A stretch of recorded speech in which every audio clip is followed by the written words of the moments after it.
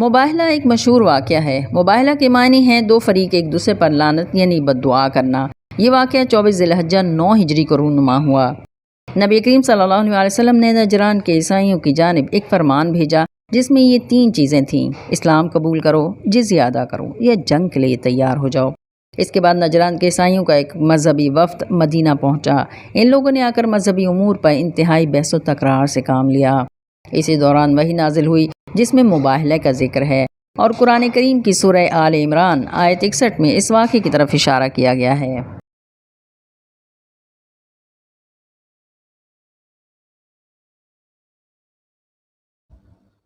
بسم اللہ الرحمن الرحیم۔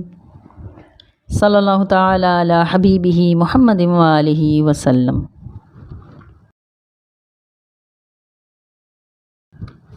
انما یرید اللہ لیذھب عنکم الرجس اہل البیت ویطہرکم تطہیرا۔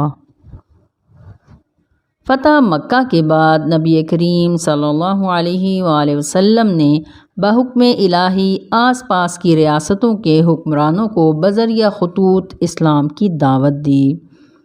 یہ دعوت اسلام عیسائیوں کی ایک مملکت نجران کو بھی دی گئی۔ اس کے نتیجے میں 9 ہجری نجران کے عیسائیوں کا ایک وفد 60 یا 70 افراد پر مشتمل مدینہ منورہ آیا۔ اس وفد کا سردار عبد المسیح تھا، اس کا لقب عاقب تھا۔ یہ بڑا ہوشیار، دانا اور صاحب الرائے تھا، عیسیٰ کو خدا مانتا تھا۔ دوسرا سردار اہم تھا۔ اہم نامی سردار آزمودہ کار اور ان کے سیاہ و سفید کا مالک تھا۔ یہ عیسیٰ کو خدا کا بیٹا سمجھتا تھا۔ تیسرا ابو الحارث بن علقمہ تھا۔ یہ اسقف اعظم تھا اور محکمہ تعلیم کا افسر تھا۔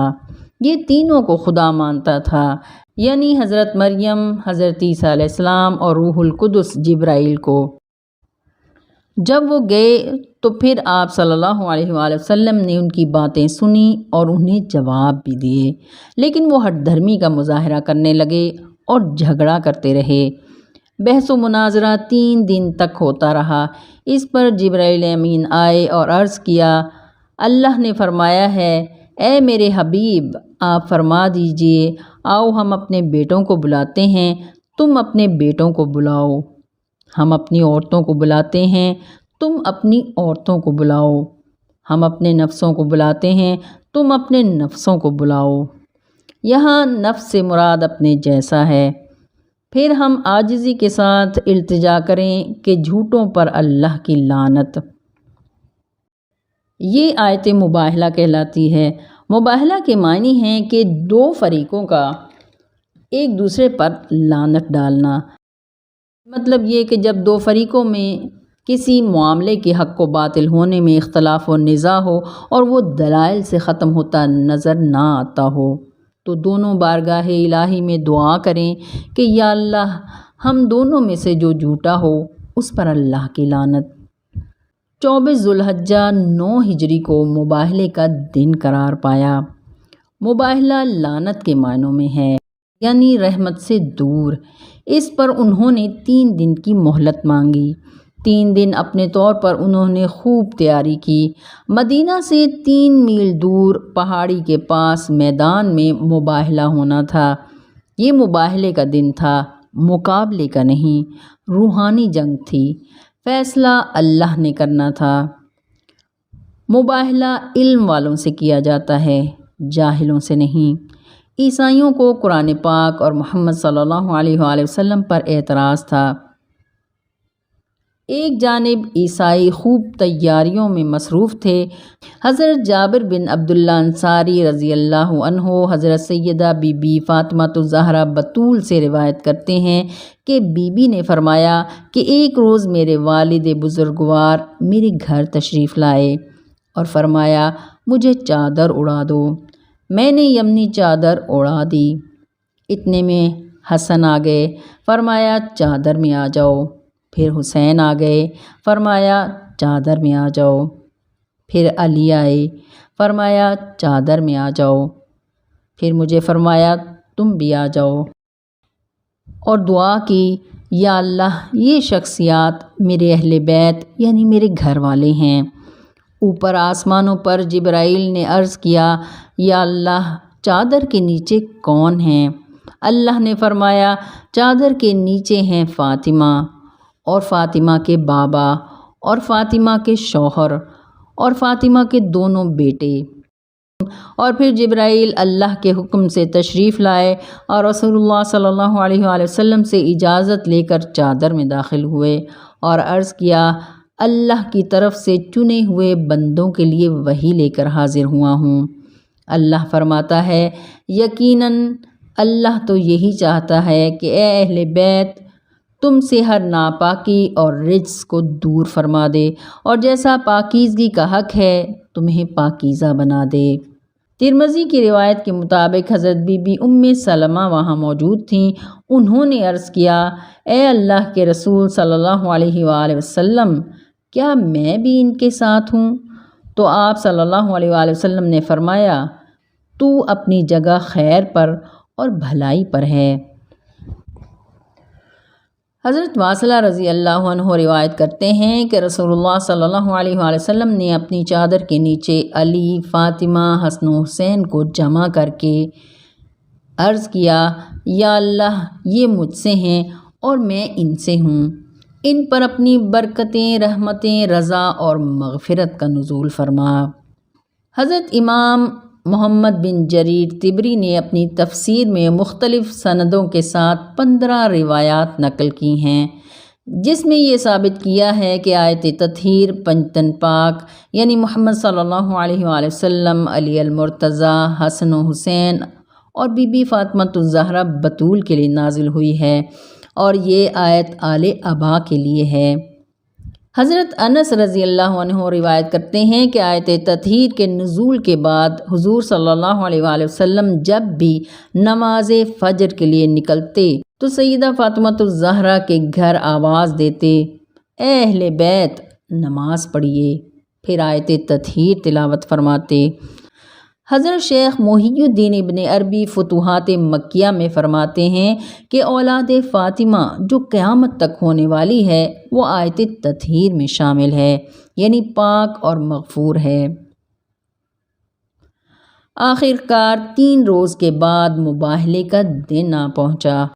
عیسائیوں نے شاندار پوشاکیں پہنی ہوئی تھیں۔ اپنے بڑے پادریوں کے ساتھ 60 یا 70 کے قریب دیگر عیسائی میدان مباہلہ کی طرف چل پڑے اور عالم اسلام کی طرف سے پیغمبر اسلام، علی المرتضیٰ، فاطمہ، حسن و حسین کو ساتھ لے کر میدان مباہلہ کی طرف روانہ ہو گئے۔ روایت میں یہ الفاظ ہیں، تحقیق آپ صلی اللہ علیہ وآلہ وسلم نے حسن کی انگلی پکڑی، حسین کو گود میں اٹھایا۔ آپ صلی اللہ علیہ وآلہ وسلم کے پیچھے فاطمہ تھیں اور فاطمہ کے پیچھے علی تھے۔ بیدم یہی تو 5 ہیں مقصود کائنات، خیر النساء حسن و حسین، مصطفیٰ و علی۔ حضور صلی اللہ علیہ وآلہ وسلم نے ان سب کو مخاطب کر کے فرمایا، جب ہم دعا مانگیں تو آمین کہنا۔ جب یہ قافلہ نور و تقدیس مقررہ جگہ پہنچ گیا تو ان بے نظیر و حسین چہروں کو دیکھ کر عیسائیوں کے بڑے پادری اسقف اعظم نے اپنے حواریوں سے کہا، اے میری قوم کے لوگو، میں ان میں وہ صورتیں دیکھ رہا ہوں کہ اگر یہ لوگ اللہ کے سامنے سوال کر دیں کہ پہاڑ اپنی جگہ سے ٹل جائے تو پہاڑ ٹل جائے گا، بلکہ اگر یہ لوگ پہاڑ کو حکم دیں کہ چل پڑو تو وہ چل پڑے گا۔ بس ان کے ساتھ مباہلہ نہ کرنا ورنہ ہلاک ہو جاؤ گے اور کوئی عیسائی دنیا میں قیامت تک باقی نہ رہے گا۔ حدیث رسول صلی اللہ علیہ وآلہ وسلم ہے، قسم ہے اس ذات کی جس کے قبضہ قدرت میں میری جان ہے، اہل نجران کی تباہی یقینی تھی۔ اگر ہم ان پر لعنت کر دیتے تو ان کی صورتیں مسخ ہو جاتیں اور وہ بندر اور سور بن جاتے اور ان کے سروں پر آگ برستی، حتیٰ کہ پرندے اور درخت بھی جل جاتے اور تمام عیسائی ہلاک ہو جاتے۔ امام شیبی حضرت جابر بن عبداللہ انصاری سے روایت کرتے ہیں کہ مباہلہ کے روز حضور پاک صلی اللہ علیہ وآلہ وسلم بیٹوں کی جگہ حسن و حسین کو لے کر گئے، عورتوں کی جگہ سیدہ فاطمہ بطول زہرا کو لے کر گئے اور نفس کی جگہ علی المرتضیٰ کو لے کر گئے۔ نفس کا مطلب اپنے جیسا ہے۔ مباہلہ عیسائیوں اور نبی صلی اللہ علیہ وآلہ وسلم کے درمیان تھا۔ رسالت مآب اپنے گھر والوں کو اس لیے لے کر گئے تاکہ امت کو پتہ چلے کہ قرآن پاک میں جن سچوں کا ذکر ہے وہ یہی لوگ ہیں جن کے متعلق فرمایا ہے سچوں کے ساتھ ہو جاؤ، اور یہ کہ آیت تطہیر انہی 5 لوگوں کے لیے نازل ہوئی۔ مباہلہ کے بعد رسالت مآب صلی اللہ علیہ وآلہ وسلم نے عیسائیوں کو اسلام کی دعوت دی، انہوں نے انکار کر دیا۔ پھر فرمایا جزیہ دو، انہوں نے پھر انکار کیا۔ پھر آپ صلی اللہ علیہ وآلہ وسلم نے فرمایا جنگ کے لیے تیار ہو جاؤ۔ یہ سن کر انہوں نے کہا ہم مصالحت کے لیے تیار ہیں۔ پھر صلح نامہ تیار کیا گیا اور دونوں جانب سے دستخط کیے گئے۔